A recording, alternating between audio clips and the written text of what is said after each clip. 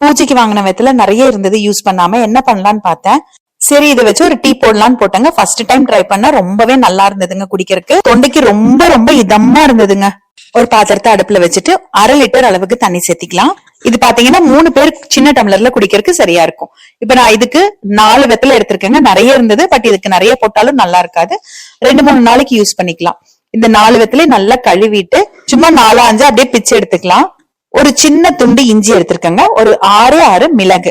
இது எல்லாத்தையும் மிக்சியில கொஞ்சம் ட்ரையா பொடிச்சு எடுத்துக்கலாம். இப்ப தண்ணி கொதிக்க ஆரம்பிச்சிருச்சு. நம்ம பொடிச்சு எடுத்து வச்சதை உள்ள சேர்த்திக்கலாம்.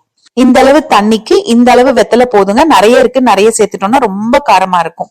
இது ஒரு 3-4 நிமிஷம் மீடியம் ஃபிளேம்ல கொதிக்க வைங்க.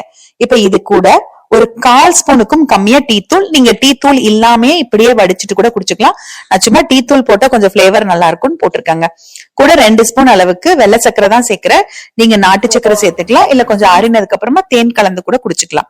திருப்பி ஒரு 2 நிமிஷம் கொதிக்க வச்சுட்டு அடுப்பு ஆஃப் பண்ணிட்டு நல்லா வடிச்சு எடுத்துக்கோங்க. டீ தூள் சேர்க்காம இருந்திருந்தா அப்படியே பச்சையாவே இருந்திருக்கும். நான் டீ தூள் சேர்த்ததால கொஞ்சம் பிரவுன் ஆயிருச்சுங்க. ஒரு 1/4 ஸ்பூனுக்கும் கம்மியா லெமன் ஜூஸ்ங்க. லெமன் ஜூஸும் வேண்டாம்னா நீங்க அவாய்ட் பண்ணிக்கலாம்.